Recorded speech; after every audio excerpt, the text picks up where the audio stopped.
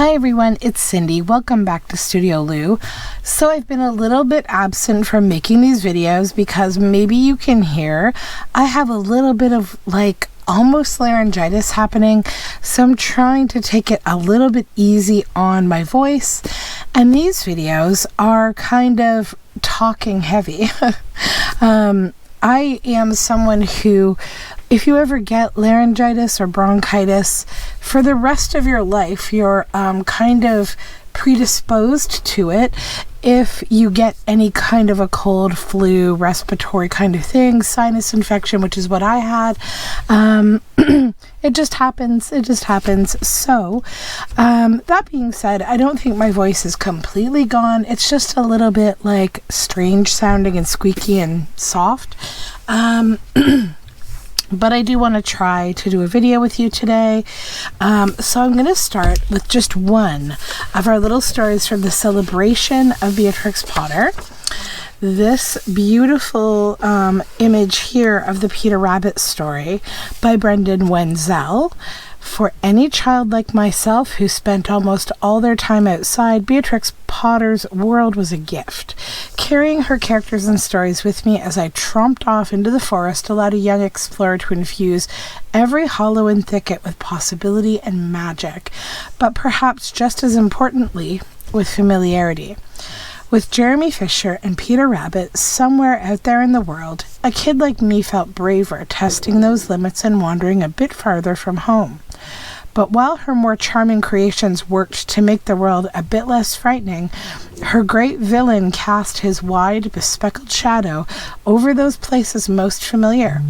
What a brilliant move for Potter to forego wild-eyed wolves and sinister serpents, and to instead give her ominous dark force a white picket fence and a quaint little garden right downtown. Mr. McGregor. Could there be a more terrifying concept to a young adventurer? For where the dark denizens of most stories quickly seem to find themselves being chased from villages with pitchforks, or at least properly labeled as fiends, McGregor's claim to his garden, his brutality in the defense of produce, enabled his awful deeds to go unpunished. For me, this made the bearded beast a near-perfect boogeyman. The thought of his cold gaze, meaty hands, and razor-sharp rake snuffed at any mischievous thought that might pop into my head. McGregor's warning was simple. Wander outside the borders, cross any of those carefully drawn lines, and you will end up in a pie. Potter was a genius, and I have never trespassed. Maybe we'll do this short one too. This is E.B. Lewis, and look at this. Isn't this just gorgeous? I was first introduced to Beatrix Potter's work as a child, long before I even thought I was an artist. I remember sitting on my living room floor, staring at the images in that tiny green book. The characters were simple, beautiful, and full of life. They seemed to tell their own story. I know without a doubt Beatrix has influenced my work. She repeatedly said, "The shorter and the plainer, the better," which is the focus of my art. Beatrix Potter remains one of my favorite illustrators. Okay, so as tempted as I am to continue, we're going to move on. So I have here 3 windowed envelopes, and I want to do a project today. I want to make one of these for each of the 3 journals that I have, and I'm inspired today by Camelia's Crafts Designs here on YouTube. I'm going to link her whole channel down below in my description box because I often find inspiration.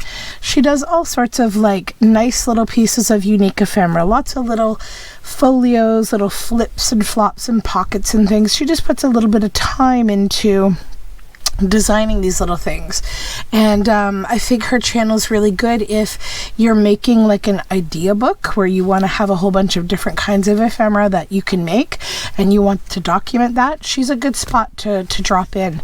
She recently did some, I think, a series of journals that were all Edith Holden inspired, and so my idea today is to do what she did with these envelopes, something similar but in a Beatrix Potter theme rather than an Edith Holden one. So let's try to also get into this today. I apologize if my voice is a little gritty for you. I know it's no fun for me either. So I think where we left off, I think we read this page, but we didn't cut it up. Let me see. Maybe we didn't. Yeah, no, we did. I remember talking about these guys. Okay, so now we're off to the country. Like many Victorian women, Beatrix led a very restricted life in London. Fortunately, her parents enjoyed going on vacation and rented a place in the country each summer. The whole household, complete with servants, carriages, and horses, would set off by train. Pets, such as rabbits and lizards, traveled in the family compartment in specially prepared boxes. Beatrix and her brother, released from Bolton Gardens at last, couldn't wait to explore the countryside. I guess that really tells you just how very well off her father was to bring not just the staff, but also the pets on vacation via train. Like, amazing. This is Beatrix on a vacation, on a donkey on vacation at Dalgais in Scotland, circa 1881. I apologize if I mispronounce Dalgais, I don't know. I am not familiar with a lot of Scottish province, or country. I'm not well versed. So, stations such as Paddington and London could be crowded. The Potters avoided the crush by hiring a private compartment. As I said, they're pretty well off. Getting there, by the late 19th century, a network of railways crisscrossed the country. The Potter family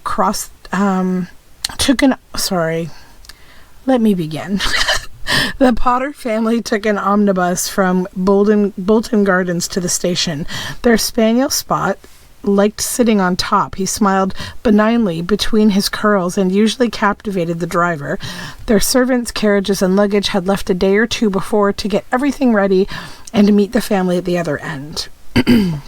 Staying at Granny's. Throughout the year, the Potters paid short visits to Rupert's parents at Camfield Place in Hertfordshire. It was less than a day's journey by coach from London and big enough to house visiting relations and their pets. Beatrix always slept in the number 4 bedroom. She loved the fresh air, rolling lawns, hearty cooking, and she loved her grandmother's rambling tales of long ago. So this is the stables at Camfield Place with Beatrix in the foreground. Boarfish at Weymouth, 1895. Spring at the seaside. Each April, the Potters spent 2 weeks on the south coast for sea air, light, and scenery. They filled their days with touring, photographing, and sketching. They stayed in hotels, which were not always a success. It is possible to have too much natural history on a bed, Beatrix wrote at Torquay in 1893. What is to be thought of people who recommend near relations to an hotel when there are bugs? Oh dear. In this page, Scottish summers. For 3 months each summer, the Potter household headed north to, again, Dalgais, a rented estate in Scotland. Beatrix and her brother explored the woods and riverbanks. Pets came too. After breakfast, Beatrix wrote in her journal, taking Mr. Benjamin Bunny to pasture at the edge of the cabbage bed with his leather dog lead. I heard a rustling, and out came a little wild rabbit to talk to him. Oh, that's cute.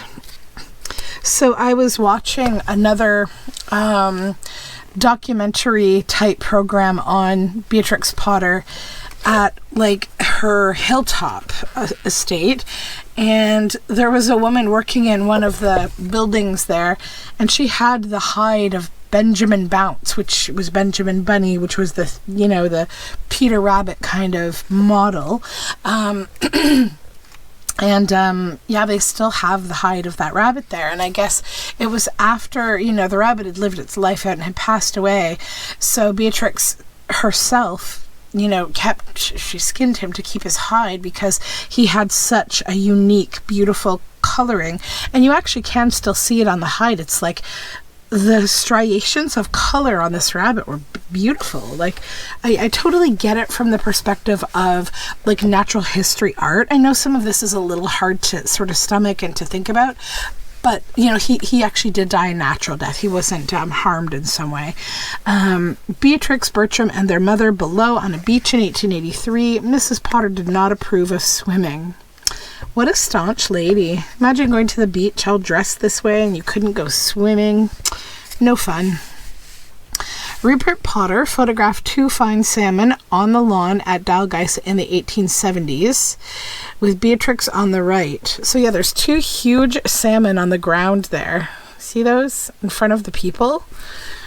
Beatrix was 9 when she carefully sketched the different species of caterpillar she found at Dalgais in 1875. She also made notes on their behavior. Look at the drawing of this 9-year-old child. Isn't that incredible? The Lake District. In 1882, the Potters rented Ray Castle overlooking Windermere in Cumbria. They returned every summer until 1892, and from 1896 onward.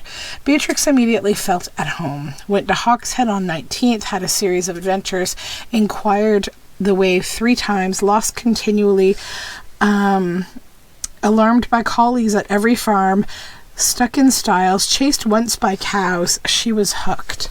A boating party at Windermere in the 1880s with Bertram in the bow on the left and Beatrix in the stern on the right. Old Man of the Woods, which is a fungus. Okay, and so we'll take this page as well. So I'll read this to you. The Young Storyteller.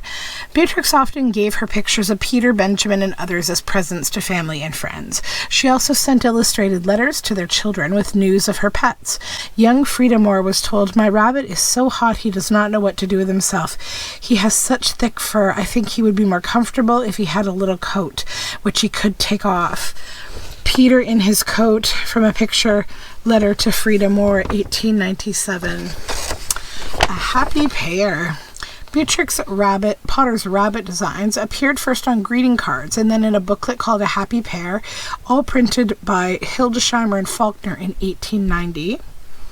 A card designed by Beatrix in the shape of a coconut reveals 2 mice inside wishing you a happy new year.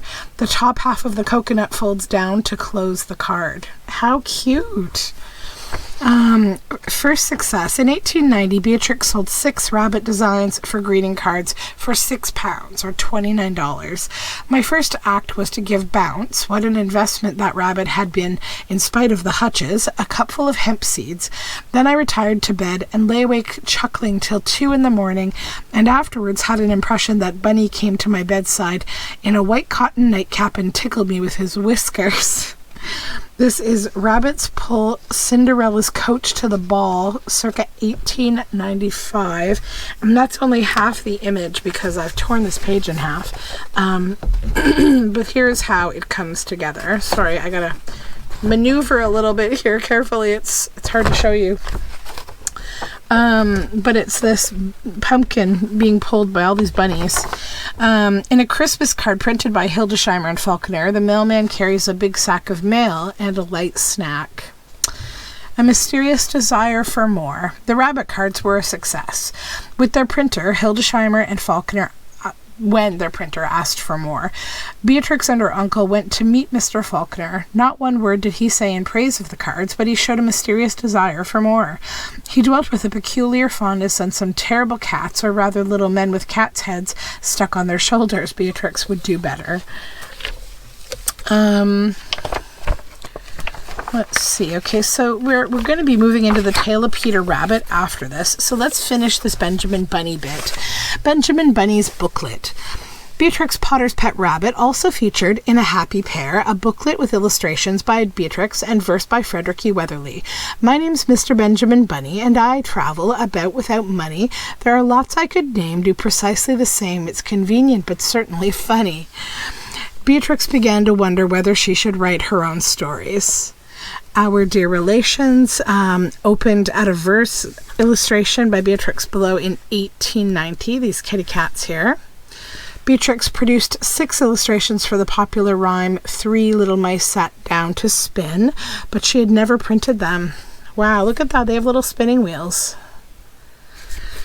Dinner is Served is one of the 6 scenes in the Rabbit's Christmas Party, 1892, The Story Without Words, was finally published in a fold-out panorama in 1897.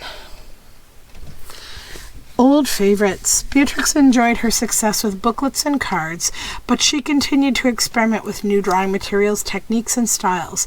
In the 1890s, she produced some of her most exquisite work without any plans for publication. She was illustrating favorite nursery rhymes, fairy tales, and stories such as Joel Chandler's Harris's Uncle Remus and Lewis Carroll's Alice in Wonderland. So this is the Trial of the Knave of Hearts for Lewis Carroll's Alice in Wonderland right there. See the little cards around it? It's so pretty as a cabinet card. I'd love to have that. Okay, so I won't tear this page yet. I may end up keeping this and reattaching it back together because it's pretty spectacular. Yeah, I think I will do that because there's nothing over here that really makes me excited, but I will put this back together. So for now, we will just leave that here with this, and I'll come to it in our next little video. And we'll move on to the work that I'd like to accomplish today. Okay, move the book out of the way. All right, so first thing we need to do is get these envelopes opened up completely so that I can begin to work on them.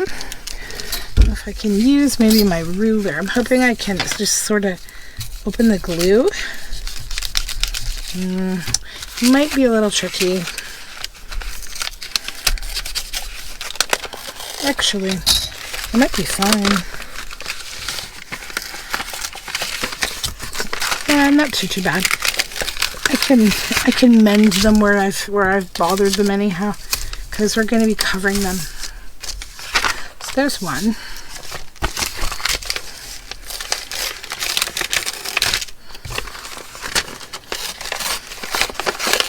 Actually, it's easier if I just tear with my hand rather than the ruler.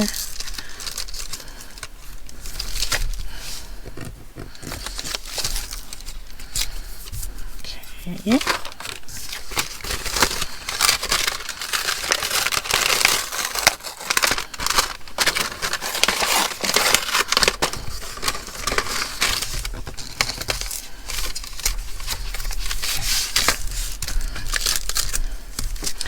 Okay, so the first thing that I need to do is I need to look at the size of this journal, because I don't know if this might be too big.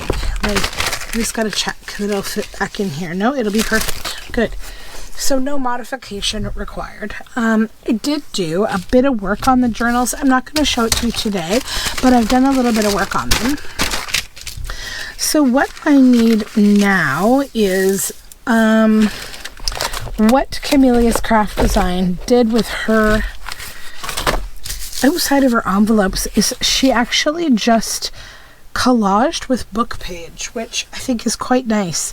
It's just going to give a very calm sort of feel to the outside of these envelopes, and then I'll be able to then pop the embellishment with these images from Beatrix Potter, and then also put something botanical in them. I'm going to go grab a couple supplies, some different book pages, because I've got like a couple here on my desk, but I want a few different ones, so there's a little variation in what I'm using. I'm going to try to use mostly like vintage book pages because I want that sort of sense of color. So I'll go grab those supplies and then I'll come right back.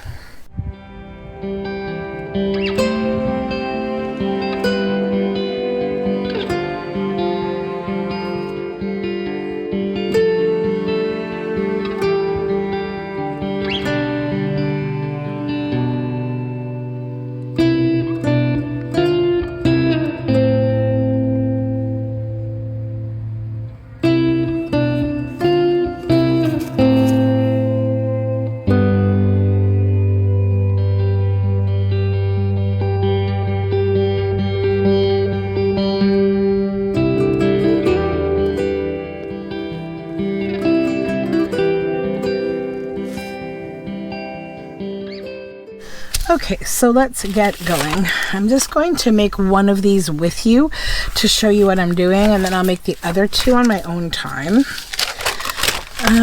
Okay, so basically I'm just going to thin out any spots where I've got like doubled up paper. I think that's it. Okay, so then I need a glue stick, and I'm going to get rid of any of the white space on the paper that I don't want.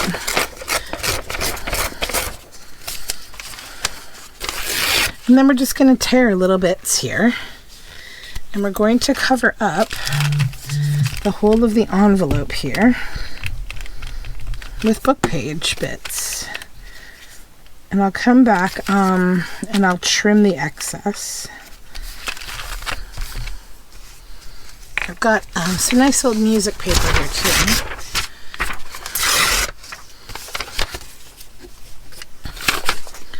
There's my glue wick. Here it is. Whew, so I've had a nice day actually. I did a lot of work today, and then I kind of called it quits in the afternoon, and just told my boss, like, I don't have any voice left. I need to kind of take it easy for a bit. And he said, you know what? Go. He's like, just go. You've been doing all sorts of stuff, and we're fine. So I just kind of like went out. I needed to get a few baskets because I'm doing some living room reorganization. And I need a few baskets of organization materials for stuff that I'm going to be neatening, mostly my kids' things. And I did find some nice books. I found some really lovely thrift haul things today, like unexpectedly, but you know the thrifting fairies. They live in my pocket. So it is what it is. And what it is great, because actually I found a really, really good chunk of things today. Not a lot of stuff, but the stuff I found is perfect. I didn't find any interesting Beatrix Potter, which I was looking for, but didn't find, but that's okay. I've got enough materials. I'm sure that I just, I like to have more than I need, I guess, to be completely honest. And then I'll be like annoyed that after I finish this project, there will still be Beatrix Potter materials in my library. So really I should just not get anything, because I don't probably need anything. I'm probably fine. So now we'll go over here, and the first part I'll just cover here will be this little split in the middle down here. I gotta find a good piece of paper for that. That's a decent size. And then what I'm going to do is just ruler tear here, and then get a general thickness here of about there, I guess. Yeah. And that will cover that little bit. It doesn't have to be super perfect, because we can ink like if a little of the white is showing, but I think we're good. Yeah, we're good. I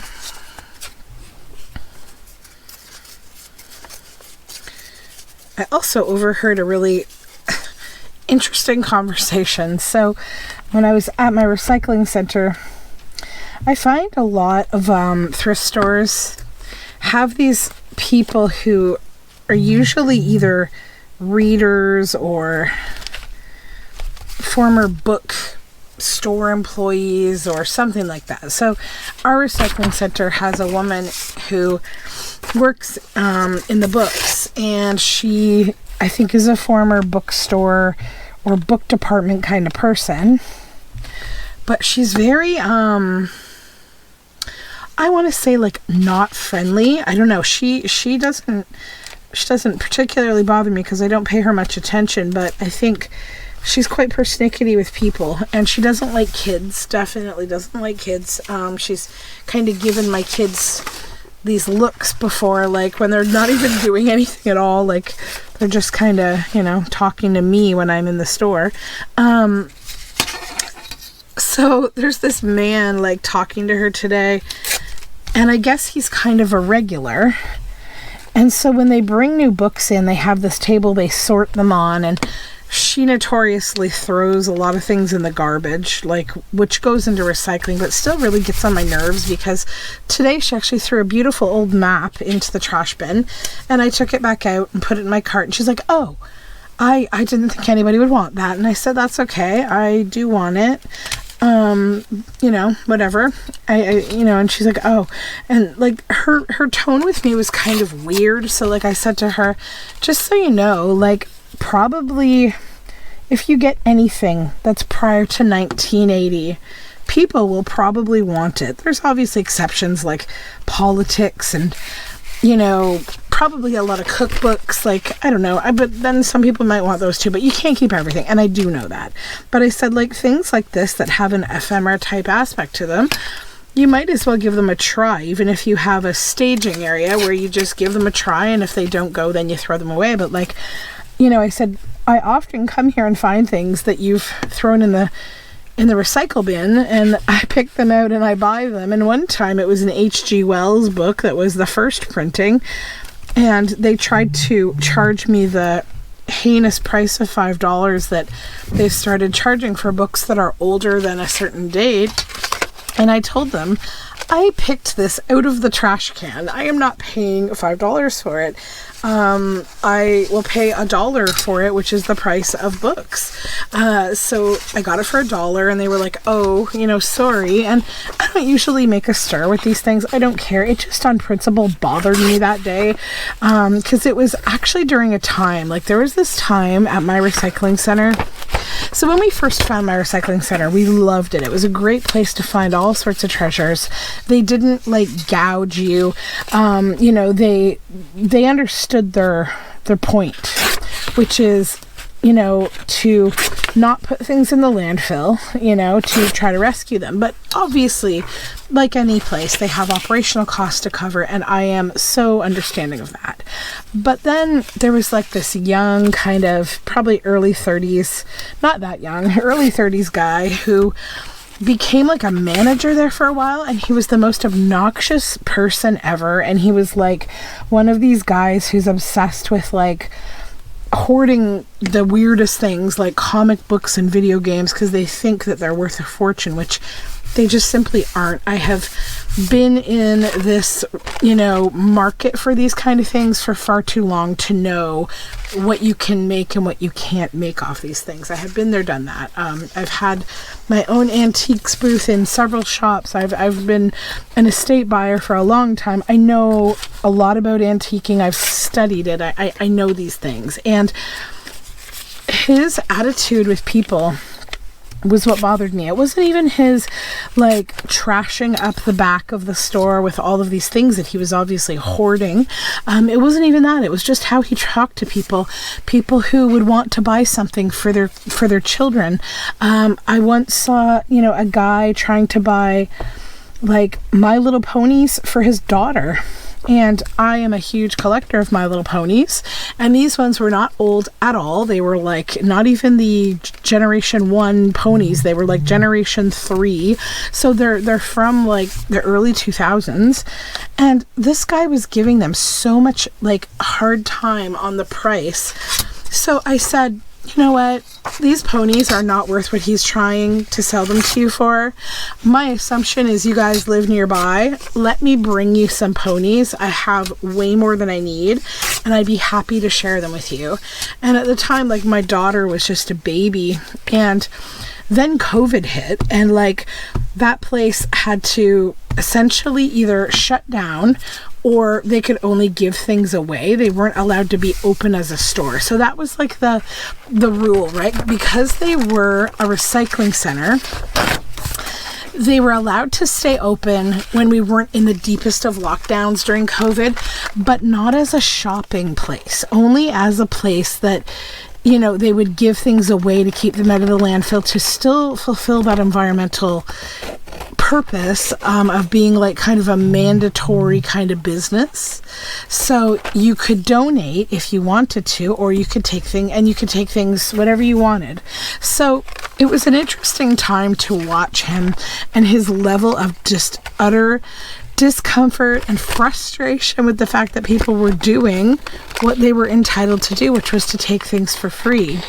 And he would make all these comments to people that were so rude about the fact that they were like either not paying at all or not paying him what he thought they should pay. I was like so dumbfounded. Like, you know, many years ago, I worked at a very large, probably one of the largest retailers in the world. And I learned something pretty valuable in that job. And it was that the money here, made or lost, it's not mine. It doesn't come out of my bank account.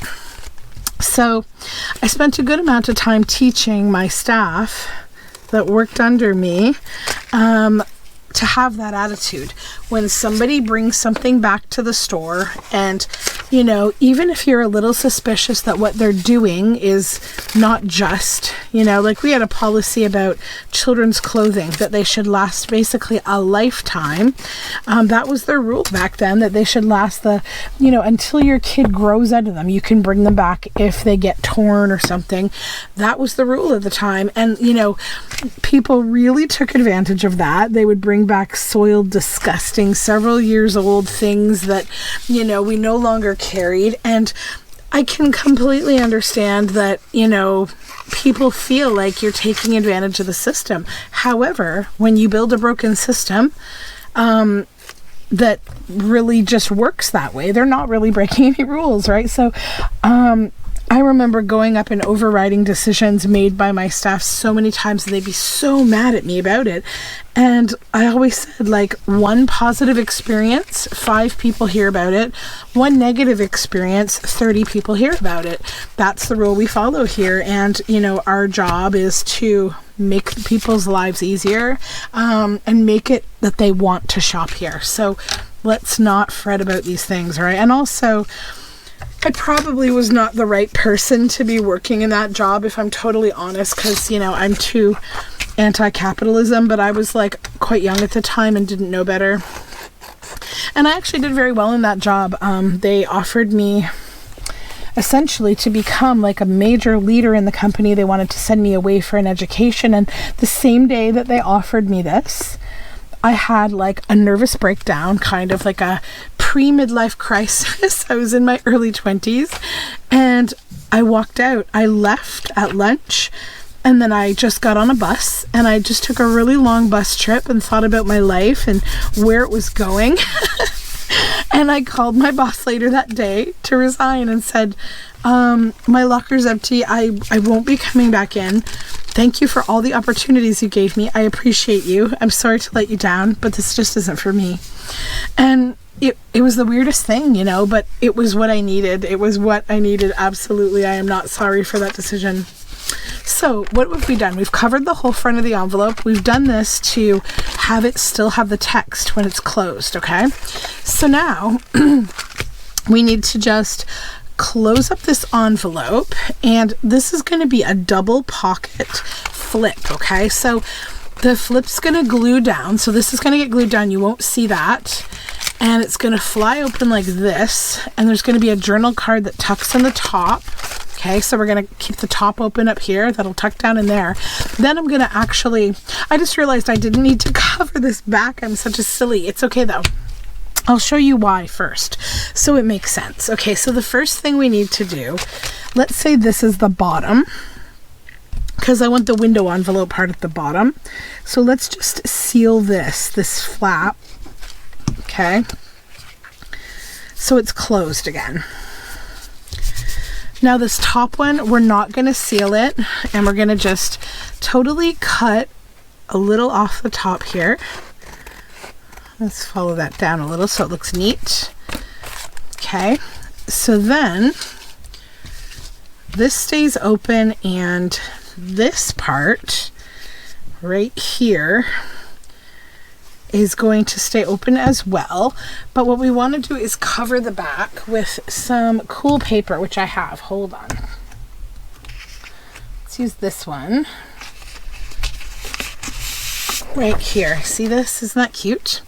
Okay, so we're going to make a piece that will glue on here completely at the back. I need to cut it down, but let me measure what size it needs to be, okay?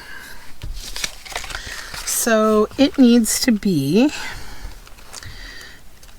just a slight titch over 8.5 by 3.5. Okay, so let's grab our cutter.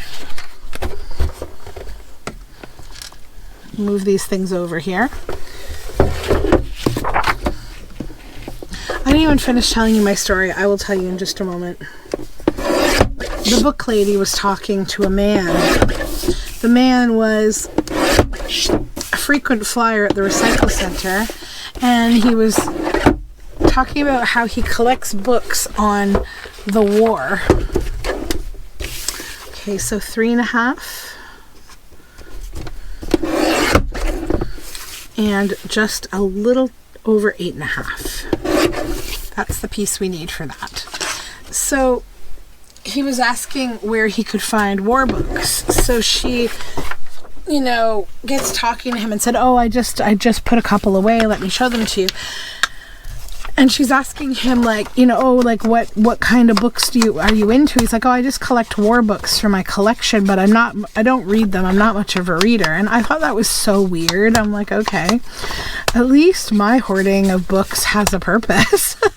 But no judgment. But then they started talking about like another mutual person that they both know who shops there, and he's one of those reseller types, right? Okay, so we're going to glue 3 sides down, but I'm also going to put glue along here, okay? See this? This needs to go here. And then this whole thing also is covered in glue. No, it isn't. Oh, no, it isn't. Wait a sec. Let me think. No, it isn't. Okay, let's just wipe that off. I didn't really put that much. And this is not covered. I'm so sorry. Hold on. Okay, back to 0. I'm too distracted. Okay, so we've got this back. Now it's not sticky. That's a nice thing with art glitter glue, by the way. If you ever put it down and you don't want it there, you can literally just wipe it off and the sticky goes away and it doesn't even mess your hands up. It's fine. Yet it glues paper incredibly. It's like the strangest thing. So, sorry, we need to do this. So, first, let's just cut a little divot here. Or do I want... So, if this is my flip out, okay, it flips out. Actually, I'm going to put it on this side. You can do it on either side. It doesn't matter. I'm going to put it here. Then we're going to ink it. Okay. Now, so your pocket will go this way. So then we do glue these 3 sides. I'll finish telling you in a second. Let me just do this or I'll get off track. My brain is at capacity today. It's been that kind of day. Okay, so that's that. Now, under here, we just want to make sure that this is glued down as well. There we go. Make sure that's nice and stuck.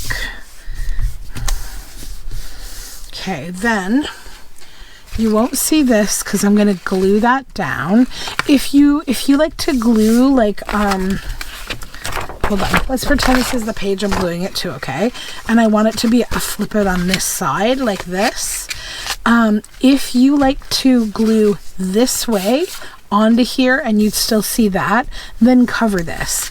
Or if you want your, it to be on the other side like that, that's fine. And I'm going to do that. I want it to be on the other side. So anyhow, what do we have going on? We have 2 things. So I want to open this just a little bit here so that I can also put a thumb hole up here. Okay. I should have maybe done that ahead of time, but it's fine. Okay. There we go. Thumb hole. See? So now we have 2 pockets. Let me just grab my ink and I'll finish talking about my story here. So there's another man who shops there, and he's a book buyer, and he's the kind of book buyer who's a reseller, and he brings one of those scanners with him into the store and scans all the books to check their their value and buys, you know, the books that he finds valuable. So, you know, she was saying like, oh, he's, you know, so annoying. I see him in here all the time with his scanner, you know, and then the man's like, oh yeah, he sells books, but like he's really nice, you know, and I think he's a nice guy. Don't you think he's a nice guy? And she's like, oh, he's fine, but I just wish that he wouldn't come in here with that scanner and then resell our books. Like, you know, it's really annoying. I'd rather have full shelves. And I thought to myself, you know, it's funny because the fact you just said that tells me like you don't understand the purpose of this recycling center.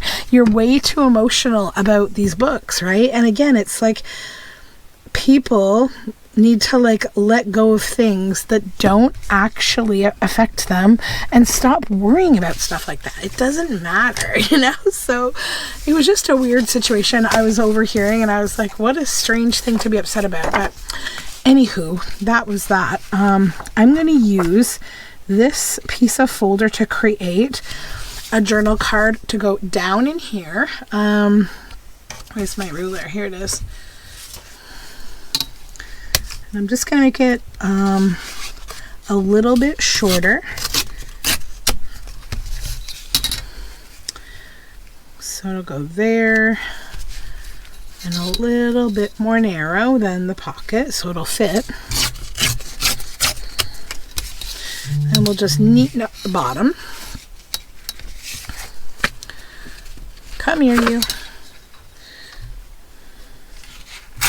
Good. Well, not that good, actually. That's kind of messy. Okay, why don't I put it on the cutter? What would I do without this cutter? Oh my goodness. Because I know we're not straight. Yeah, we're definitely way off. It might be so off that I just replace it. Let's see. 3? Yeah, 3. Okay, it's not that bad. It's not that bad. We can use it. 3. Yep.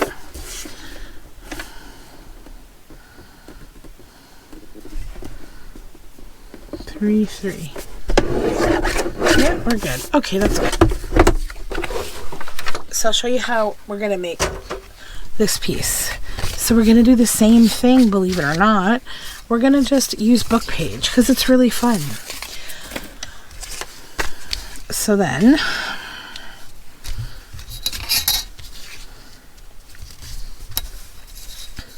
this goes here. Here's my glue book. And then we did a nice wander, and I will share with you the videos from today because I did get some little nature-y kind of videos. And I just wanted to say thank you to those of you who have given me such positive feedback about this Beatrix Potter series, and that you like the nature snippets and stuff. I'm really glad to hear that. I wasn't sure if it was everyone's tea or not. You know, I think for most of you, if you've been here a while, you know I work in a lot of nature themes, and I'm really inspired by nature, so let's put this here. There's a tree growing inside of the tree.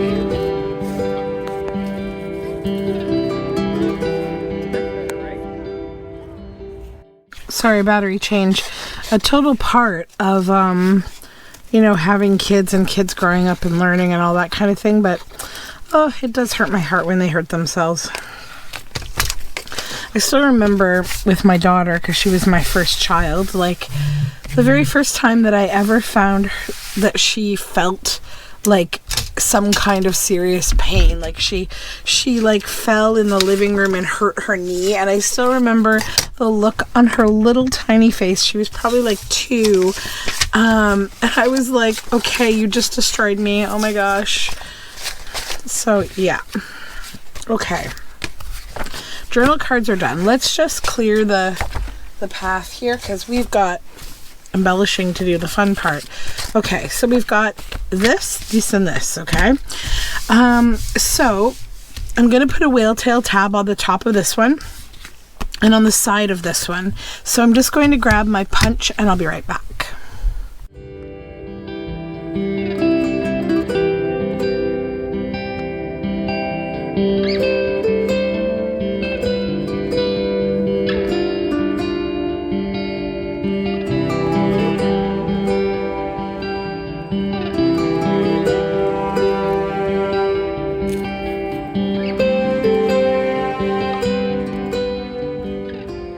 Okay, let's use the same paper that we're using for the backing here, maybe.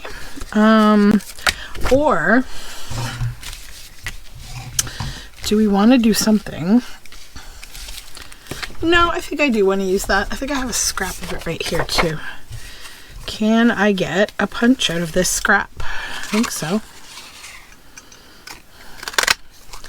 One. Yeah, definitely not two. Okay, one. And we'll grab another one out of here.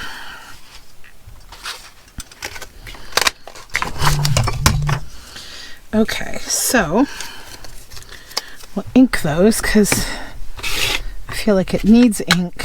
Everything in this project needs ink.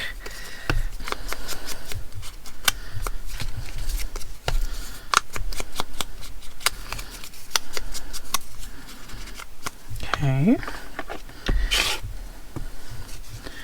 Fold this.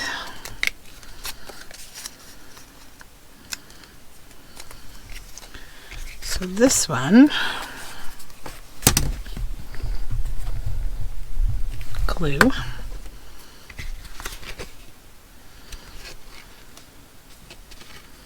Actually, let me check. Am I putting it on the right side?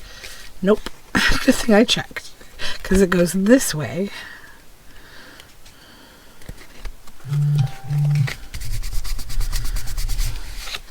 Okay, so that'll go that way. And then this one will go this way, so we need to glue it. So I'm gluing off camera. I'm just using glue stick.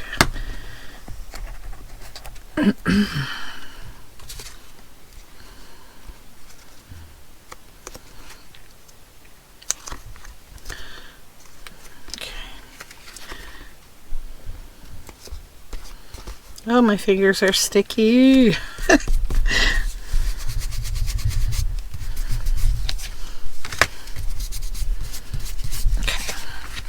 So now let's do the embellishment. So the first thing we need to embellish is this itself. Let's do that. So I've got all these little sweet peas here, and I want to use on the first one, let's go with Tom Kitten, okay?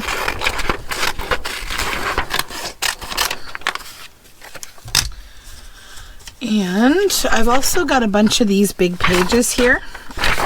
So let's cut out a little Tom Kitten.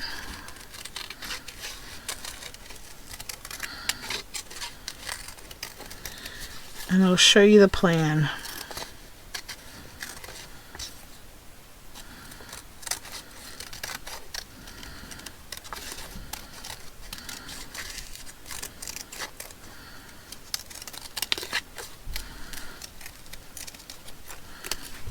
Okay, there's a Tom Kitten. And then I want to take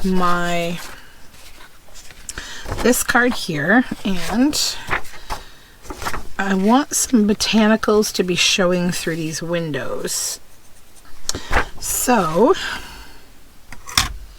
I'm going to use, I think, perhaps this. Yeah.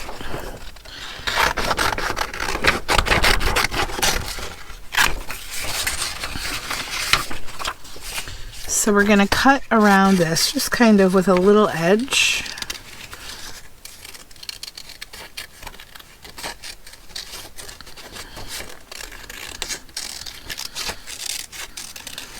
And you don't have to use book page on all the parts of this. You could literally have made a journal card just out of these tall botanical pages. That's fine. I just wanted kind of a bookish feel to this. Okay, so now if I laid this on top of herbicide here, Okay, I'm gonna know that like we've got about this much space, you know, till a window, then a little bit more, right? So what I think I'll do is probably put this here, because I know that like it's going to, and it can go on a crisscross like that, and I'll show you why it's not going to matter, because we're going to do a little more embellishing, not just that botanical. So let's just glue this down.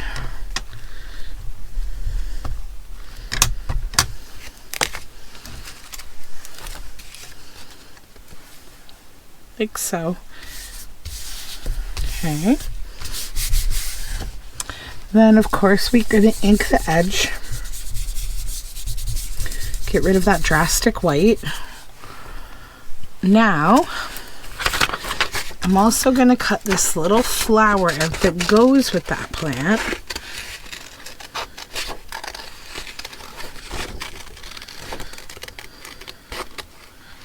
This is a mullein, by the way, if you're wondering. We're going to ink this.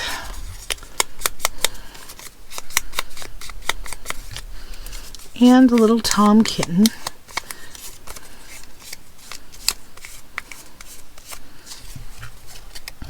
Move this piece away. We're going to use that too, so don't get rid of it.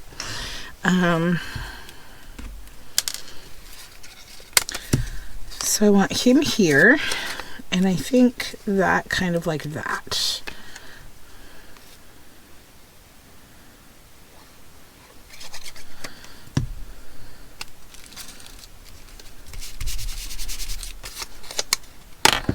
I'm just going to use glue stick because this is just regular copy paper.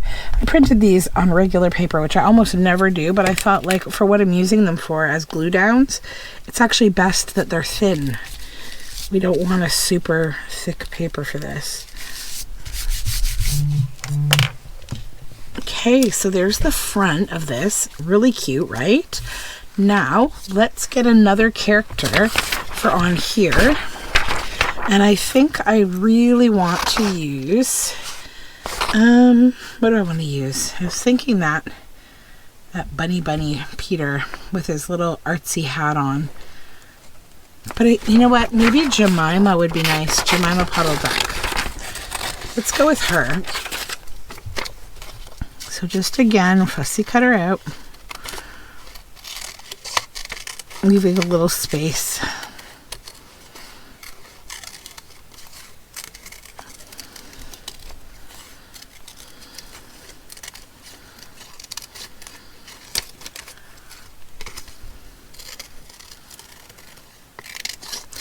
I'm really hoping over the weekend that my laryngitis situation gets better. It's just like a lot of hoarseness. Laryngitis is such a pain, but thankfully this time it's not the full-blown. This all started for me when I was pregnant with my first child. I got a really bad like cold flu kind of thing. I don't know what it was, but it was before, it was 2016, and yeah, it got so bad, but I couldn't take anything because I was quite pregnant at the time. I think I developed this around 7 months pregnant, and I did not have a voice for 3 months. It was just madness. I was working still, and like part of my job obviously is like being on the phone. Couldn't do it, had to attend calls, but would bring one of my staff with me to do the talking because I just couldn't talk. Okay, so this one is done. This is done. We'll just ink around the edge here on both sides.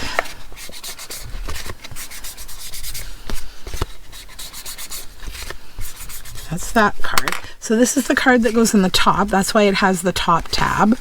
So we just gotta shove it in there. Is this a little thick still? Or am I catching something? No. I don't know. This might be a little thick still. think it is. And you know what? I don't want to struggle. So let's cut down a little bit. Don't be afraid to modify. When these things happen, just sort it out. Just a little titch off each side is fine. Nobody will be the wiser. Did I do that straight? Hold on.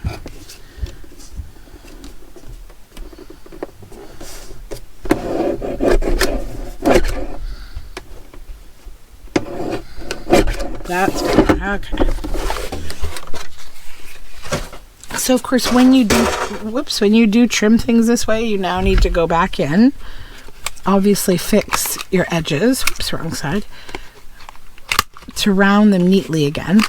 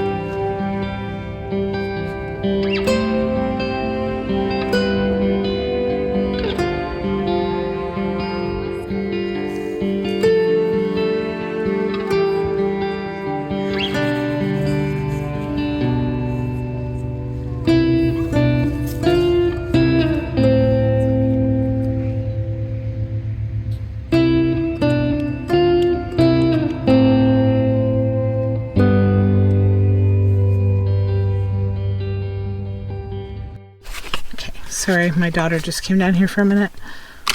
1 and get in there, you.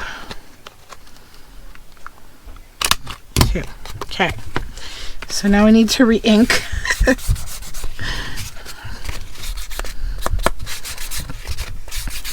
Okay.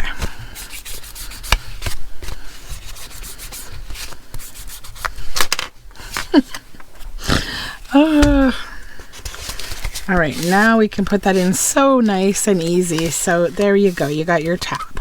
Okay, then this back one, let's just make sure it fits before we go wild here.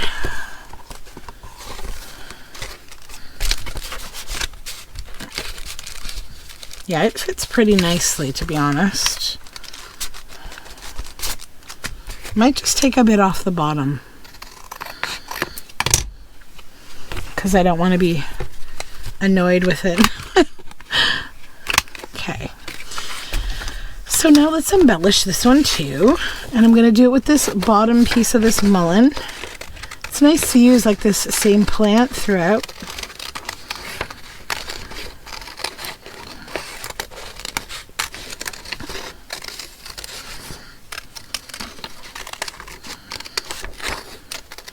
So in today's video, I'm not going to use the pieces with you from the Peter Rabbit, the Beatrix Potter book. I am going to use those pieces, but I'm not going to do it in today's video because this project is a little bit of a longer project. And I don't want to eat up all of your life here.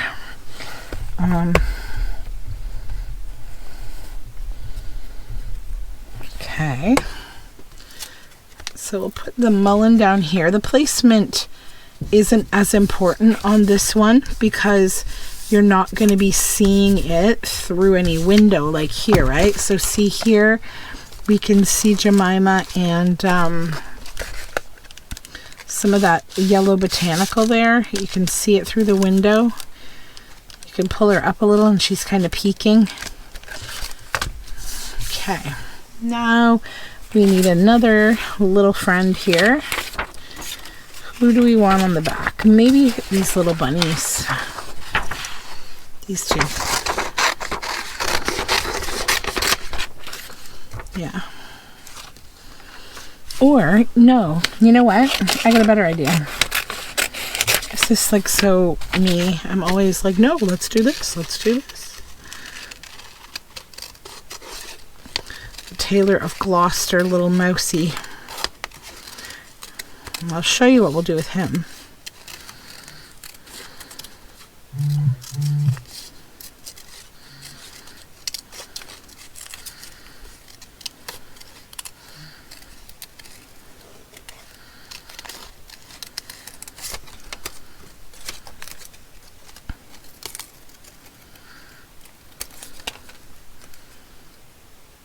There we go. Now, glue.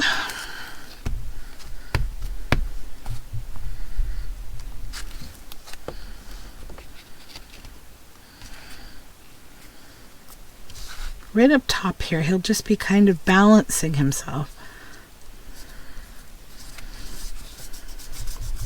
And that will fill the card in a little bit more and make it more like sensible.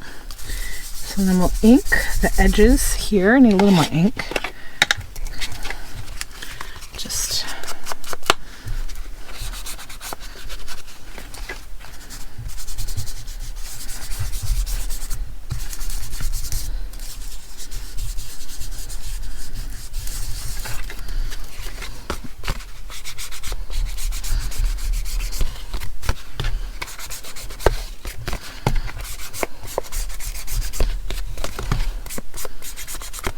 so again, this is a variation project on one that I saw in Camelia's Craft Designs. And yeah, it's fun. Okay, so now we tuck this in here. Okay, so this will go in this way. And then the way that this will work is I will glue this on to a page like that, so it's a flip, right? So here you've got this pocket paper. You could obviously put some writing page there, but I actually think you could write on here if you wanted to. It's quite a later print, but I wanted it to be a nice decorative paper anyways. Then you pull this, you know, pocket from the side, and you've got that. And then here at the top, you've got this. And then you got your little Tom kitten here, just being cute. So that is my project for today. I hope you enjoyed it. I will link Camelia Craft Designs down below, and you can check her project out too if you would like. This will be going in all three of the journals, one of these, and I'm going to work on the other two now and rest my little voice, and I will be back here with you soon. I'm going to be also making, I'll show you a few things. I'm going to be making ephemera with, just from this lovely British nature book, because these all fall into the themes of Beatrix Potter. So until next time, I hope you're very well, and I'll talk to you when we are back with the next video. Until then, keep following our April Junk Journal Round Robin. Every morning I do a video at 6 a.m. Eastern Time, and hopefully you're watching and liking them. So I'll talk to you soon. Bye for now.